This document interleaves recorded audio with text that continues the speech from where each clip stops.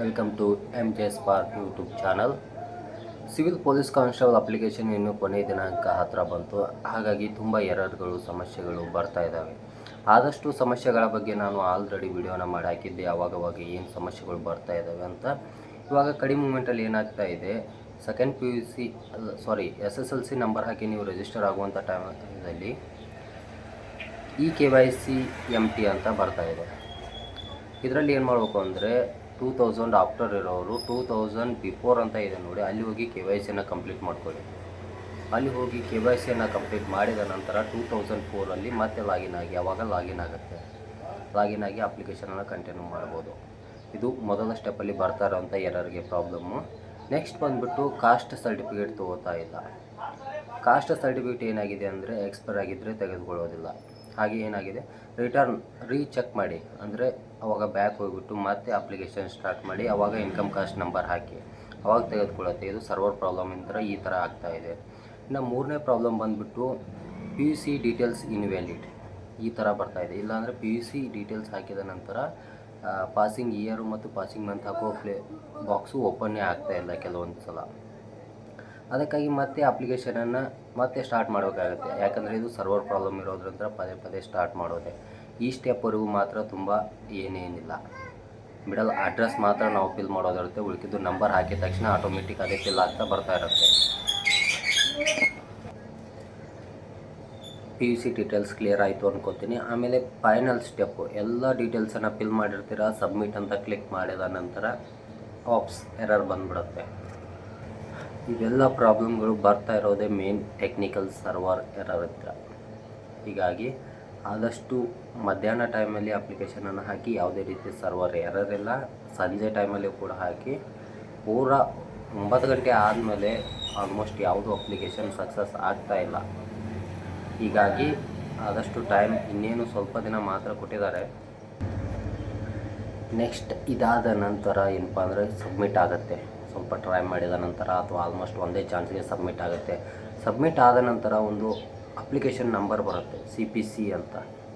ಈ CPC ನಂಬರ್ನ ನೀವು ಫೋಟೋ ತೆಗೆದುಕೊಳ್ಳಿ ಅಥವಾ ಎಲ್ಲಾದರೂ ಸೈಡ್ ನೋಟ್ ಮಾಡ್ಕೊಳ್ಳಿ.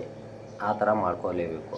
ಕೆಲವೊಬ್ರು ಏನು ಮಾಡ್ತಾಯಿದ್ದೀರಾ, ಹಾಗೆ ನೆಕ್ಸ್ಟ್ ಕೊಟ್ಟು ಹೋಮ್ ಅಂತ ಕೊಟ್ಟು ನೆಕ್ಸ್ಟ್ ಫೋಟೋ ಅಪ್ಲೋಡ್ ಮಾಡೋದಕ್ಕೆ ಹೋಗ್ತೀರಾ, ನಿಮಗೆ ರಿಜಿಸ್ಟ್ರೇಷನ್ ನಂಬರೇ ಇರೋದಿಲ್ಲ.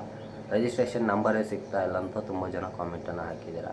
ಅದನ್ನ ನೋಟ್ ಮಾಡಿ ಇಟ್ಕೊಳ್ಳಿ. ಇಲ್ಲಾಂದರೆ ಮತ್ತೆ ಅದೇ ಹೋಮ್ ಆಪ್ಷನಲ್ಲಿ ಬಂದಾಗ ಕೆಳಗಡೆ ಇದೆ ನೋಡಿ, ಫೈಂಡ್ ಯುವರ್ ರಿಜಿಸ್ಟ್ರೇಷನ್ ನಂಬರ್ ಅಂತ. ಅಲ್ಲಿ ಇನ್ಕಮ್ ಕಾಸ್ಟು, ನಿಮ್ಮ ಸೆಕೆಂಡ್ PUC, ಫಸ್ಟ್ SSLC ಮಾರ್ಕ್ಸ್ಗಳು, ಆಧಾರ್ ಕಾರ್ಡ್ ನಂಬರ್ ಹಾಕಿ ಮತ್ತು ನೀವು ರಿಜಿಸ್ಟ್ರೇಷನ್ ನಂಬರ್ನ ತೆಗೆದುಕೊಳ್ಬೋದು. ಆದರೆ ನಿಮಗೆ ತುಂಬ ತೊಂದರೆ ಆಗುತ್ತೆ. ಅದಕ್ಕಾಗಿ ಅದು ಬಂದ ತಕ್ಷಣ ಅದನ್ನೊಂದು ಫೋಟೋ ಕ್ಲಿಕ್ ಮಾಡ್ಕೊಳ್ಳಿ ಅಥವಾ ಎಲ್ಲಿಯಾದರೂ ಸೈಡ್ ನೋಟ್ ಮಾಡ್ಕೊಂಬಿಡಿ. ಯಾವುದು ಪ್ರಾಬ್ಲಮ್ ಇರೋದಿಲ್ಲ. ಸುಮ್ಮನೆ ಯಾವಾಗ ಬ್ರದರ್ ನಂಬರ್ ಸಿಗ್ತಾ ಇಲ್ಲ, ರಿಜಿಸ್ಟ್ರೇಷನ್ ನಂಬರು ಸಬ್ಮಿಟ್ ಮಾಡಿದೆ, ಇವಾಗ ಏನು ಮಾಡೋದು, ಭಯ ಆಗ್ತಾ ಇದೆ, ಈ ಥರ ಎಲ್ಲ ಹೇಳ್ತಾಯಿದ್ರೆ ಯಾರೂ ಭಯ ಪಡೋ ಅವಶ್ಯಕತೆ ಇಲ್ಲ. ಎಲ್ಲ ಸಿಗುತ್ತೆ. ಆದರೆ ಸರ್ವರ್ ಪ್ರಾಬ್ಲಮ್ ಅಂದರೆ ಸಮ್ಟೈಮ್ಸ್ ಸಿಗಲಿಲ್ಲ ಅಂದರೆ ನಿಮಗೆ ತೊಂದರೆ ಆಗೋದು. ಹಾಗಾಗಿ ಬಂದಾಗ ನೋಟ್ ಮಾಡ್ಕೊಂಬಿಡಿ. ಇನ್ನು ನೆಕ್ಸ್ಟು ಫೋಟೋ ಅಂತೂ ಎಲ್ಲರಿಗೂ ಗೊತ್ತಿರ್ತದೆ, 1 MBಗಿಂತ ಒಳಗಡೆ ಇರಬೇಕು. ಹಾಗೆ ಸಿಗ್ನೇಚರ್ ಕೂಡ ಅಷ್ಟೇ. ಆಲ್ಮೋಸ್ಟ್ CSC ಸೆಂಟ್ರಲ್ಲಿ ಹಾಕೋರು ಸ್ಕ್ಯಾನ್ ಮಾಡಿದಾಗ ಕರೆಕ್ಟ್ ಸೈಜ್ ಇರುತ್ತೆ. ಮೊಬೈಲಲ್ಲಿ ತೆಗೆದವ್ರು ಮಾತ್ರ ಫೋಟೋನ ತೆಗೆದವ್ರ ಸೈಜ್ ಹೈ ಇರುತ್ತೆ. ಅದಕ್ಕಾಗಿ ಅದನ್ನು ರೀಸೈಜ್ ಮಾಡಿಕೊಂಡು ಅಪ್ಲೋಡ್ ಮಾಡಿ. ಸಿವಿಲ್ ಪೊಲೀಸ್ ಕಾನ್ಸ್ಟೇಬಲ್ಲಿ ಬರ್ತಾ ಇರೋವಂಥ ಎಲ್ಲ ಪ್ರಾಬ್ಲಮ್ಸ್ಗಳಿಗೂ ಒಂದೊಂದೇ ವಿಡಿಯೋ ಮಾಡೋ ಬದಲು ಎಲ್ಲ ಪ್ರಾಬ್ಲಮ್ಸ್ಗೂ ಒಂದೇ ವಿಡಿಯೋನ ಮಾಡಿ ಇವತ್ತು ಅಪ್ಲೋಡ್ ಮಾಡಿದ್ದೀನಿ. ಅಂದರೆ ನಾನು ಇವಾಗ ಕಾಸ್ಟ್ ಬಗ್ಗೆ ಕೇಳಿದಾಗ ಕಾಸ್ಟ್ ಬಗ್ಗೆ ವಿಡಿಯೋ ಮಾಡಿ ಹಾಕಿದೆ. ಕೆಲವೊಬ್ಬರು ಸಬ್ಮಿಟ್ ಎರರ್ ಅಂತ ಕೇಳಿದ್ರು, ಇನ್ನು ಕೆಲವೊಬ್ಬರು PUC ಡೀಟೇಲ್ಸ್ ಇನ್ವ್ಯಾಲಿಡ್ ಅಂತ ಕೇಳಿದರು. ಅದಕ್ಕಾಗಿ ಎಲ್ಲರಿಗೂ ಪದೇ ಪದೇ ಸಪ್ರೇಟ್ ವಿಡಿಯೋ ಮಾಡೋ ಬದಲು ಎಲ್ಲ ವಿಷಯಗಳನ್ನ ಒಂದೇ ವಿಡಿಯೋದಲ್ಲಿ ಮಾಡಿದ್ದೀನಿ. ಮತ್ತು ಇನ್ನೊಂದು ಏನಪ್ಪ ಅಂದ್ರೆ, ನನ್ನ ಹತ್ರ ಕಾಂಟ್ಯಾಕ್ಟ್ ಮಾಡಿದವರು ಡಿಸ್ಕ್ರಿಪ್ಷನಲ್ಲಿ ನಮ್ಮ ಕಾಂಟ್ಯಾಕ್ಟ್ ನಂಬರ್ ಇದೆ. ಕಾಂಟ್ಯಾಕ್ಟ್ ಮಾಡಿದವ್ರಿಗೆ ಎಲ್ಲರಿಗೂ ಫ್ರೀಯಾಗಿ ಅವರ ಪ್ರಾಬ್ಲಮ್ಗಳನ್ನ ಸಾಲ್ವ್ ಮಾಡಿಕೊಟ್ಟಿದ್ದೀವಿ.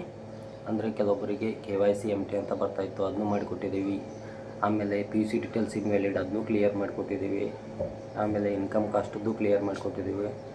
ಏನೇನು ಪ್ರಾಬ್ಲಮ್ ಇದೆಯಲ್ಲ ಆಲ್ಮೋಸ್ಟ್ ನಮ್ಮ ಹತ್ರ ಬಂದಿರುವಂಥ ಎಲ್ಲ ಕಾಂಟ್ಯಾಕ್ಟ್ ಯಾರು ಮಾಡಿದ್ರಲ್ಲ ಅವ್ರ ಎಲ್ಲ ಪ್ರಾಬ್ಲಮ್ಗಳನ್ನ ಸಾಲ್ವ್ ಮಾಡಿಕೊಟ್ಟಿದ್ದೀವಿ. ಅದು ನಮ್ಮದು ತುಂಬ ಜನ ಕೇಳ್ತಾಯಿದ್ರು ಯಾವ ಊರು ಅಂತ. ಬೆಳಗಾವಿ ಡಿಸ್ಟಿಕ್ ಕಿತ್ತೂರು ತಾಲೂಕು ಒಂದು ಹಳ್ಳಿ. ನಮ್ಮನ್ನು ಕಾಂಟ್ಯಾಕ್ಟ್ ಮಾಡಿದವರು ಕಲಬುರಗಿ, ಉತ್ತರ ಕನ್ನಡ, ಬೆಂಗಳೂರು, ಬೀದರು, ಶಿವಮೊಗ್ಗ, ಇನ್ನು ಹಲವಾರು ಕಡೆ ಜನ ನಮ್ಮನ್ನು ಕಾಂಟ್ಯಾಕ್ಟ್ ಮಾಡಿದ್ದಾರೆ. ಸುಮಾರು ಒಂದು 20ರಿಂದ 25 ಜನ ಕಾಂಟ್ಯಾಕ್ಟ್ ಮಾಡಿದ್ದಾರೆ. ಅವ್ರಿಗೆಲ್ಲರಿಗೂ ಆಲ್ಮೋಸ್ಟ್ ಆದಷ್ಟು ಅವರ ಸಮಸ್ಯೆಗಳಿಗೆ ಪರಿಹಾರವನ್ನು ಕೊಟ್ಟಿದ್ದೀವಿ. ಹಾಗೆ ಅವರ ಡಾಕ್ಯುಮೆಂಟ್ಸನ್ನು ನಾವೇ ತೆಗೆದುಕೊಂಡು ಅವರ ಅಪ್ಲಿಕೇಶನ್ ಕೂಡ ಫಿಲ್ ಮಾಡಿ ಕೊಟ್ಟಿದ್ದೀವಿ. ನಿಮಗೇನಾದರೂ ಗೊತ್ತಾಗಲಿಲ್ಲಪ್ಪ ಅಂದ್ರೆ ನಿಮ್ಮ ಡಾಕ್ಯುಮೆಂಟ್ಸನ್ನು ನಮ್ಮ ವಾಟ್ಸಪ್ ನಂಬರ್ಗೆ ಸೆಂಡ್ ಮಾಡಿ ನಾವು ನಿಮಗೆ ಅಪ್ಲಿಕೇಶನನ್ನು ಹಾಕಿಕೊಡ್ತೀವಿ.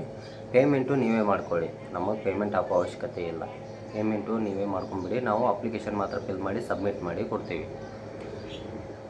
ಅಂದರೆ ತುಂಬ ಜನ ಅಮೌಂಟ್ ಹಾಕಿದ ಮೇಲೆ ಪೇಮೆಂಟ್ ಮಾಡ್ತಾರಲ್ಲ ಅಂತ ಕೆಲವೊಂದಷ್ಟು ಜನ ನಂಬಿಕೆ ಇಲ್ಲ. ಕೆಲವೊಂದಷ್ಟು ಜನ ನಂಬಿ ಪೇ ಮಾಡಿದ್ದಾರೆ, ಅಂಥವ್ರಿಗೆ ಪೇಮೆಂಟ್ ಮಾಡಿಕೊಟ್ಟಿದ್ದೀವಿ. ಇನ್ನೂ ಒಂದಷ್ಟು ಜನರಿಗೆ ನಾವು ಪೇಮೆಂಟನ್ನು ಮಾಡಿಲ್ಲ, ನೀವೇ ಪೇಮೆಂಟ್ ಮಾಡ್ಕೊಳ್ಳಿ ಅಂತ ಅವ್ರಿಗೆ ಅಪ್ಲಿಕೇಶನ್ ನಂಬರು ಕೊಟ್ಬಿಟ್ಟಿದ್ದೇವೆ.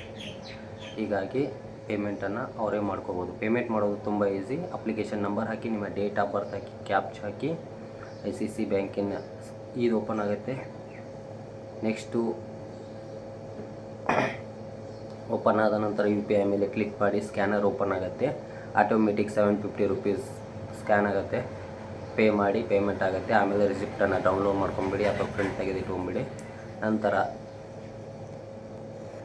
ನಂತರ ಏನು ಮಾಡಿ ಅಂದರೆ ಅಪ್ಲಿಕೇಶನ್ ಫಾರ್ಮನ್ನು ಪ್ರಿಂಟ್ ತೆಗೆದುಕೊಂಡ್ಬಿಡಿ, ಮುಗೀತು. ಇದು ಸಿವಿಲ್ ಅಪ್ಲಿಕೇಶನ್. ಇನ್ನು DR ಅಪ್ಲಿಕೇಶನ್ಗೆ ಇನ್ನೂ ಟೈಮ್ ಇದೆ, ಅಲ್ಲಿಯೂ ಕೆಲವೊಂದಷ್ಟು ಎರರ್ಗಳು ಬರ್ತಾ ಇದ್ದಾವೆ.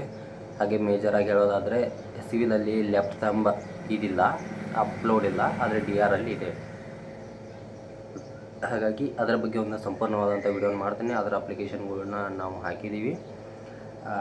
ಅದರಲ್ಲಿ ಏನಾದರೂ ಸಮಸ್ಯೆಗಳಿದ್ರು ಬೇಕಾದರೂ ಕೇಳಿ, ನಾವು ನಿಮಗೆ ಕ್ಲಿಯರ್ ಮಾಡಿ ಕೊಡ್ತೀವಿ. Thank you friends. ಮತ್ತೆ ಸಿಗ್ತೀನಿ ನೆಕ್ಸ್ಟ್ ವಿಡಿಯೋದಲ್ಲಿ. ಈ ವಿಡಿಯೋ ತುಂಬ ಲೆಂದಿ ಆಗಿದೆ, ಹಳೆಯ ವಿಡಿಯೋಗಳು 2 ನಿಮಿಷದ ಒಳಗಾಗಿ ಮುಗಿಸಿದ್ದೀನಿ. ಆದರೆ ಇದು ಎಲ್ಲ ವಿಷಯಗಳನ್ನ ಹೇಳಿದ್ದರಿಂದ ಸುಮಾರು 6 ನಿಮಿಷದ ಮೇಲಾಗಿದೆ. ವಿಡಿಯೋನ ಕೊನೆವರೆಗೂ ನೋಡಿದವರಿಗೆ ಎಲ್ಲ ಮಾಹಿತಿ ತಿಳಿದಿದೆ ಅನ್ಕೋತೀನಿ. ವಿಡಿಯೋದಲ್ಲಿ ಏನಾದರೂ ತಪ್ಪಾಗಿದ್ದರೆ ದಯವಿಟ್ಟು ಕ್ಷಮಿಸಿ. ಇಂತಿ ನಿಮ್ಮ MJ Spark ಯೂಟ್ಯೂಬ್ ಚಾನಲ್. ಏನಾದರೂ ವಿಡಿಯೋ ಇಷ್ಟ ಆದರೆ ಲೈಕ್ ಮಾಡಿ, ಇಷ್ಟ ಆಗಿಲ್ಲ ಅಂದರೆ ಡಿಸ್ಲೈಕ್ ಮಾಡಿ. ಏನಾದರೂ ತೊಂದರೆಗಳಿದ್ದರೆ ಕಮೆಂಟ್ ಮಾಡಿ. ಮತ್ತೆ ಸಿಗ್ತೀನಿ ನೆಕ್ಸ್ಟ್ ವಿಡಿಯೋದಲ್ಲಿ. Thank you friends.